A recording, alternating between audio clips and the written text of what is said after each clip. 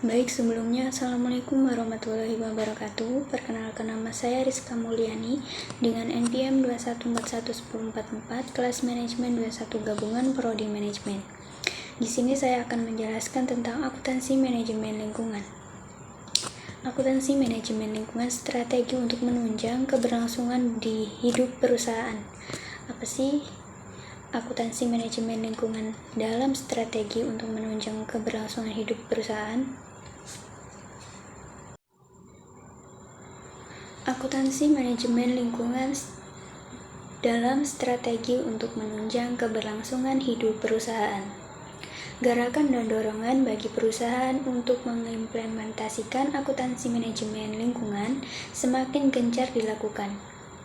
Saat ini perusahaan juga dituntut untuk senantiasa memperhatikan faktor lingkungan dan manusia selain profitabilitas dalam melakukan kegiatan usahanya.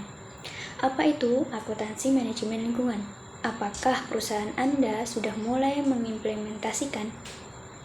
Menurut EVIC 2005, akuntansi manajemen lingkungan (Environmental Management Accounting) merupakan pengelolaan lingkungan sekaligus kinerja ekonomi organisasi melalui pengembangan dan implementasi sistem dan praktik akuntansi yang sesuai dengan kebutuhan perusahaan tersebut. Ada 3 prinsip utama dalam akuntansi manajemen lingkungan. Yang pertama, kepatuhan, compliance.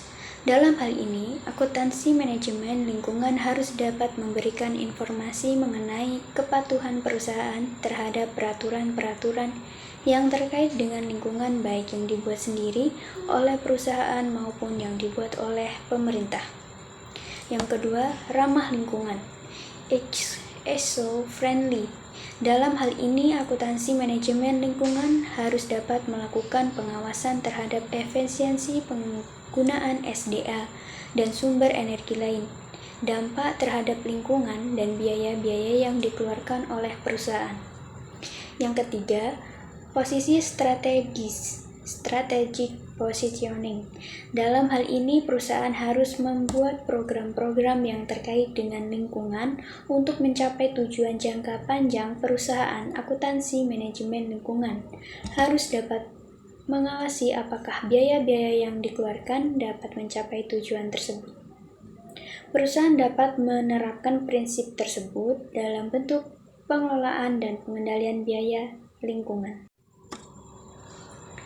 Selanjutnya, biaya lingkungan yang dikategorikan menjadi 4, yaitu yang pertama, biaya lingkungan yang bersifat pencegahan, prevention cost, merupakan biaya yang dikeluarkan untuk mencegah kualitas yang buruk dari barang atau jasa yang dihasilkan atau diberikan kepada pelanggan. Biaya ini antara lain dapat berupa biaya seleksi dan evaluasi pemasok sehingga didapatkan pemasok yang ramah lingkungan, biaya perencanaan proses produksi yang ramah lingkungan, biaya sertifikasi eksternal seperti ISO 1401 tentang Environmental Management, ISO 5001 tentang Energy Management, maupun OHSAS 1801 tentang Occupational Healthy and Safety Management,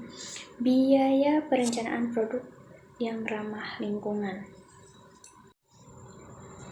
Kedua, biaya lingkungan yang bersifat pemeriksaan, appraisal cost, merupakan biaya yang dikeluarkan untuk memastikan kesesuaian barang atau jasa yang dihasilkan atau diberikan dengan peraturan pemerintah maupun peraturan internal perusahaan. Biaya ini antara lain dapat berupa biaya pemeriksaan atau audit terhadap aktivitas yang berkaitan dengan lingkungan, biaya inspeksi terhadap proses yang dilakukan maupun produk yang dihasilkan, biaya pengembangan tolak ukur benchmark yang berkaitan dengan lingkungan, biaya percobaan untuk menguji tingkat kontaminasi suatu zat.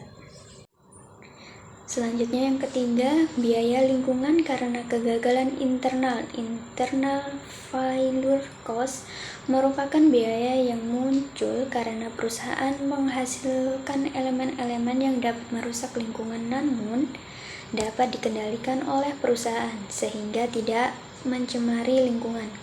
Biaya ini antara lain dapat berupa biaya pengaman dan pengolahan limbah produksi yang tidak ramah lingkungan, biaya operasional dan pemeliharaan peralatan pengolahan limbah atau polusi, dan yang keempat, biaya lingkungan karena kegagalan external failure cost merupakan biaya yang muncul karena adanya kontaminasi atau kerusakan lingkungan akibat kegiatan operasional perusahaan.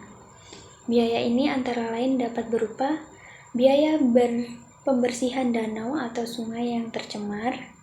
Yang selanjutnya biaya ganti rugi kepada para penduduk atau pihak ketiga karena kerusakan lingkungan yang disebabkan oleh perusahaan. Jadi, prinsip pengolahan biaya lingkungan identik dengan prinsip pengolahan biaya kualitas. Biaya lingkungan terbesar yang dihadapi perusahaan adalah biaya lingkungan karena adanya kegagalan eksternal. Biaya ini memang jarang muncul, namun jika biaya tersebut muncul, biaya ini dapat membebani perusahaan bahkan dapat menyebabkan kebangkrutan. Perusahaan dapat melaporkan dan menyajikan biaya-biaya tersebut dalam bentuk laporan biaya lingkungan. Perusahaan juga dapat menyajikan dalam laporan keberlanjutan Sustainability Report dengan berpedoman pada GRI G4 yang dipublikasikan oleh Global Reporting Initiative. Jadi, kesimpulannya adalah tren saat ini. Collin dan Porras 2004 dalam penelitiannya menemukan bahwa perusahaan-perusahaan yang memiliki tujuan utama untuk memaksimalkan kekayaan pemilik atau pemegang saham biasanya tidak akan bertahan hidup dalam waktu yang lama. Menurut penelitian tersebut, perusahaan yang dapat bertahan sukses dalam waktu yang lama adalah perusahaan yang berusaha untuk mencapai beberapa tujuan, cluster of objective, di mana memaksimalkan kekayaan pemilik atau pemegang saham hanya merupakan salah satu tujuan yang ingin dicapai, dan biasanya bukan merupakan tujuan yang utama.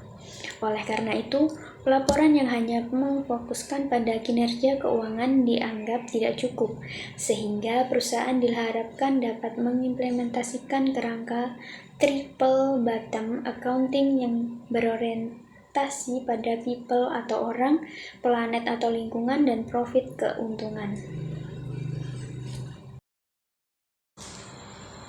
Dan saat ini sudah banyak perusahaan yang memfokuskan perhatiannya terhadap akuntansi manajemen lingkungan dengan membuat berbagai macam program Corporate Social Responsibility atau CSR yang dikemas secara menarik. Perusahaan-perusahaan tersebut percaya bahwa program-program tersebut secara strategis dapat memberikan yang baik terhadap perusahaan, yang secara tidak langsung dapat menunjang keberlangsungan hidup perusahaan. Sekian dari saya tentang akuntansi manajemen lingkungan dalam strategi untuk menunjang keberlangsungan hidup perusahaan. Saya akhiri, wabillahi taufiq wal hidayah. Wassalamualaikum warahmatullahi wabarakatuh.